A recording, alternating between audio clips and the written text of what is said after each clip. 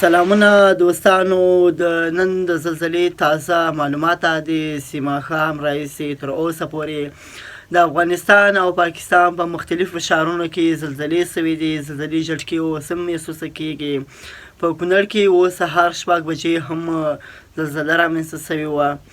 نو پرون هم د قطر یو امیر راغلی و افغانستان ته، د طالبانو له مشرانو سره یې لیدلي وو او ویل کېږي چې تر 500 میلیونه ډالر پورې هغوی ته مرسته هم رسولې ده او خوراکي توکي هم رسولي دي. تر دې دمه پورې د کونړ مختلفو ساحو ته بیړنۍ مرستې هم رسول سوي دي. نو راځئ دغه مرستې وګورو چې تر کومو کومو ځایو پورې رسېدلي دي او چا ته رسېدلي دي، کم علاقو ته رسېدلي دي. راځئ دغه ویډیو د جاوید ابراهیمي صاحب وګورو. څومره پرواز ده کړی دی په ورځ؟ 10 پرواز ده کړی.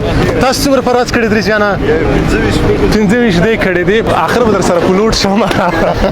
ماشاءالله هندوستان ستړي مه شئ، انشاءالله چې ښه به وایه. مونږ دغه خوراکي مواد چې تاسو ګورئ د پلوټانو سره یو ځای وړو، هغو ځایو ته چې تر اوسه پورې هېڅ نه دي ورته رسېدلي. دا موټر او هغه موټر هم راوړي، ټول کوشش کوي چې ویې رسوي، خو باید ځایونه داسې دي چې شی نه رسېږي. نو ماشاءالله ټول را سره همکار دي. دوی زښته زیات پروازونه درلودل، الله دې دوی ته اجر ورکړي. څومره پرواز ده کړي دي په ورځ؟ 10 پرواز ده کړي.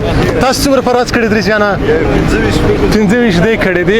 او نن به مونږ 2 ورځې راځو انشاءالله او خپل هیوادوالو ته به په ګډه کار کوو انشاءالله. یو موټر دا دی ډوډۍ چې مراله ده ښه راغلم په دواړو سترګو. تا څومره پروازه کړي دي؟ موږ پرون نه کړي دي. پرون څومره پروازه کړي؟ اوس دا چېرته وړو دا شیان؟ دا اریت درې ته مزار دره ده عمومي مزار درې اریت کلي ته اریت او د شمال شولسون ته انشاءالله دا ډوډۍ رسوو. موټر کې به پراته وي چې کله دی راځي بس دی دې تر سترګو مجال بل څوک هلته هغه ځایو ته پرواز هم نه کوي. دا عادت ورته سمو. صحیح ده انشاءالله. مونږ زر نورو نفر ته هم ډوډۍ راغوښتې، وریجې، خوراکي مواد چې ده انتقال کړو، چې انتقال کړو بیا به غږ دا کېږي یو کار بل وکړه. شی نه راپرېږدي. یو کار بل وکړه. صحیح. اخر به در سره پلوټ شم.